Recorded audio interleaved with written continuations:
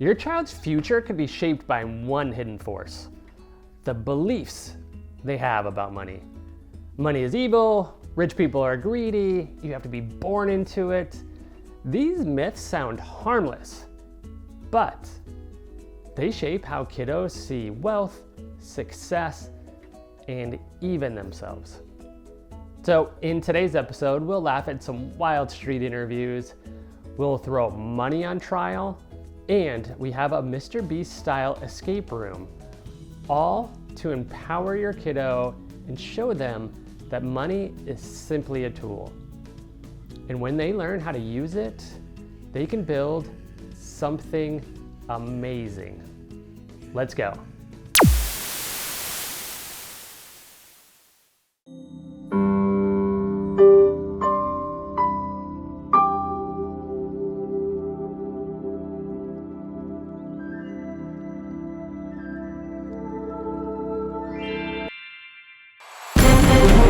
Welcome back. It's time for another edition of Your 2 Cents, where we hit the streets and uncover your deepest thoughts about money. Spoilers, it's going to get weird. Let's take a look. How do the rich get rich? Rich people, they only care about money. You were too young. How do the rich get rich? They work 100 hours a week and never see their families. Sorry, sweetie. Quarterly reports don't sleep. You trust rich people? Nope. Rich people are only in the business of making money. Sir, we've discovered a cure for sadness. Does it make us money? No. Then bury it. What's the secret to getting rich, you think? Oh, that's obvious. It takes money to make money. If you're broke, forget it. Sorry, sir. You must already be rich to enter capitalism. So why do you think people get rich? Because they're taking our money. There's only so much to go around. Wall Street must have made a ton today. Would you want to be rich? Only if I felt like selling my soul. That's the price, right? Congratulations, you now own 4 condos in Tampa. How do you think people get rich? They just scam everyone. Just one drop of crypto cleanse to detox your debt. What about you? How do the rich get rich? They're just born with a silver spoon. You know I can't eat caviar without my special gold spoon.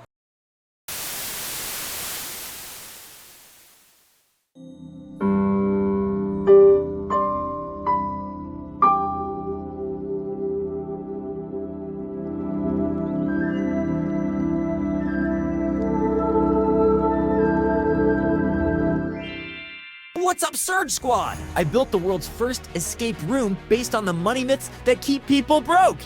If these contestants can break free of the beliefs that trap millions of minds, they'll win $100,000 in cash. Let's find out who can escape the money mine prison. First up, we're busting the big one. Money is the root of all evil. These contestants have to get across the bridge by knowing the good money can do.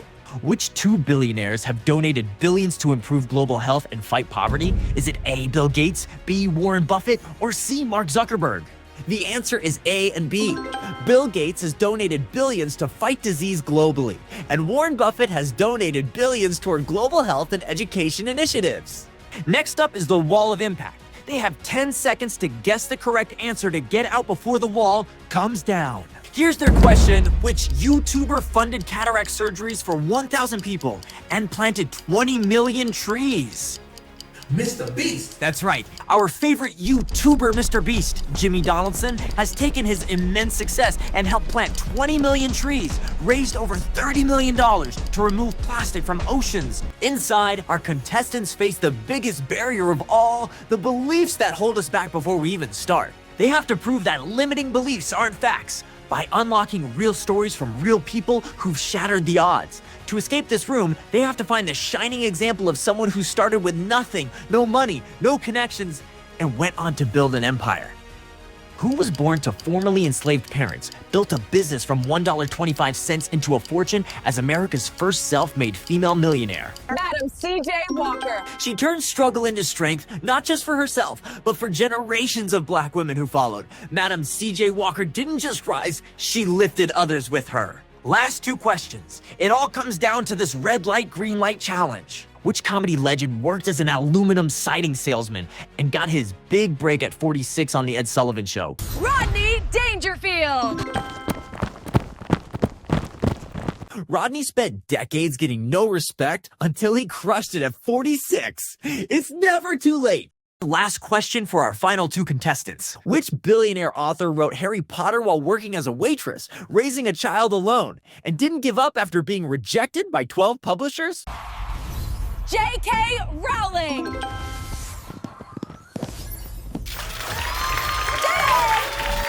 Correct. She's proof you don't need perfect conditions or anyone's approval. That's the power of showing up even when no one believes in you yet. You escaped the money mine prison. You broke free from the beliefs that keep people stuck and small. Like the legends before you, you're not too old, too young, too broke, or too inexperienced. You are worthy. You are capable. And I'm rooting for you.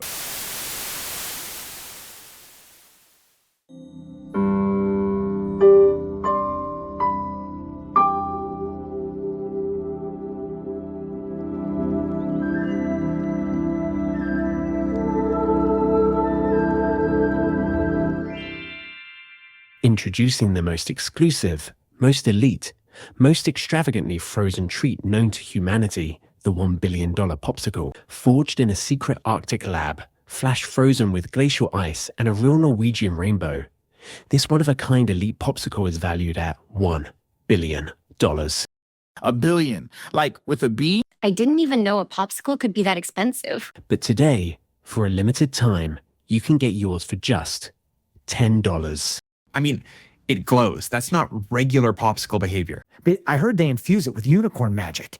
And like, not the cheap kind. What if this is like what Jeff Bezos eats after leg day? You can't not try that. Don't settle for ordinary. Taste what billionaires might snack on.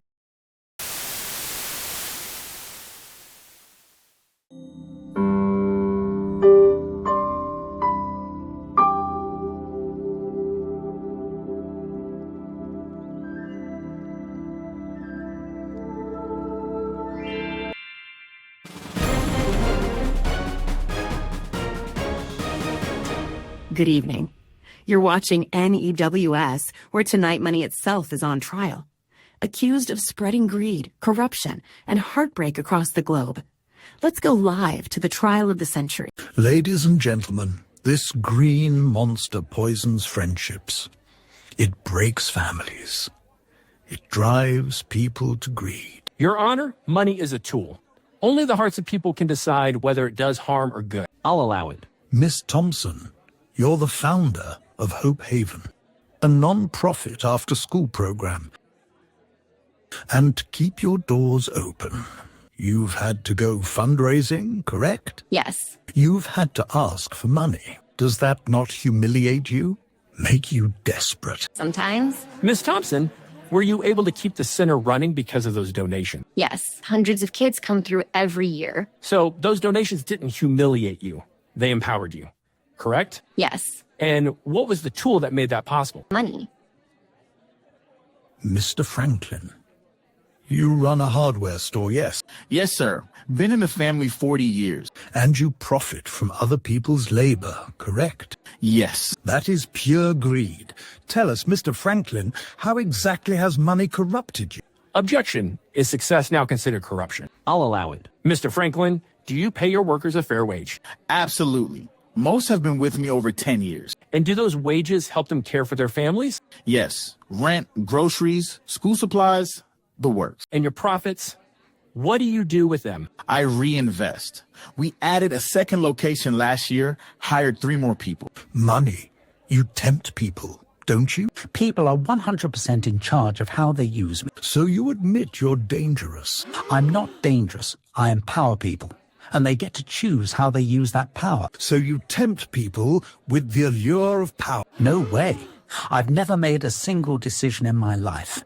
People make those. I just go where I'm told. The prosecution suggests you only show up through greed or ill-gotten gains. Is that true? I can't control how I'm summoned, but most of the time I show up when someone provides value. So you're not the cause of value. You're the result of it. Exactly. I am the proof that one person made something valuable for someone else. The court of public opinion finds money not guilty. There you have it, folks. Money isn't good or evil, it's a tool. Use it wisely, and it can build a better world. All right, welcome back. Let's quickly recap what we learned. In Money on Trial, we saw that money isn't good or bad. It's a mirror. And how we use it reflects who we are. In our street interviews, those wild answers revealed how many money myths we carry, even if we never say them out loud. But when we name them and see how silly they sound, we take away that power and we gain our own. In our Mr. Beast style Escape the Money Mind Prison, our players broke free from beliefs like I'm too old or I'm not worthy. We learned that mindset is everything. In the $1 Billion Popsicle, our fake ad, we were reminded that marketers use tactics like anchoring to make things look like a better deal than they actually are. One parenting takeaway, talk to your kiddo about the beliefs they've already absorbed, even if they never say them out loud. When we challenge those old scripts together, we give our kiddo the freedom to dream big, act smart, and build an amazing future. Hit subscribe and check the description for free art and recommended tools and books. And thank you so much for watching. I'll see you in the next video.